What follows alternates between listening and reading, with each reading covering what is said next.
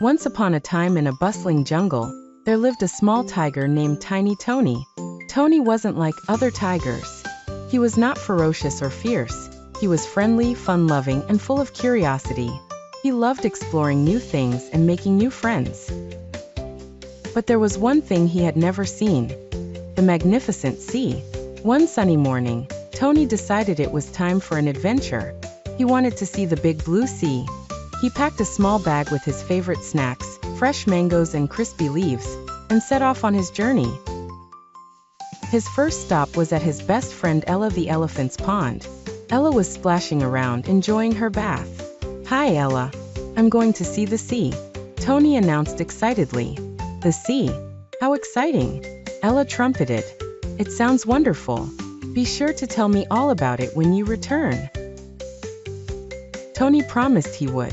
As he continued his journey, he met Georgie the giraffe munching on tall, juicy leaves from the treetops. "Hey Tony, where are you off to?"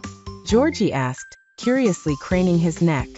"I'm going to see the sea," replied Tony, his eyes sparkling with excitement. "Wow, the sea is huge and marvelous, I've heard," Georgie exclaimed. "Enjoy your adventure."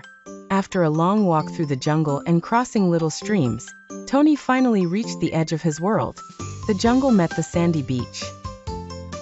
It was here that he stood in awe as he saw the vast, shimmering sea stretching out before him. Waves crashed playfully on the shore, and the breeze tickled his whiskers. "Hello, sea," Tony called out, feeling the sand under his paws for the first time. "You are even more beautiful than I imagined." Tony spent the day playing on the beach, chasing crabs, and building sandcastles. He dipped his paws in the cool water and giggled as the waves tickled them. He watched colorful fish dart around in the shallows.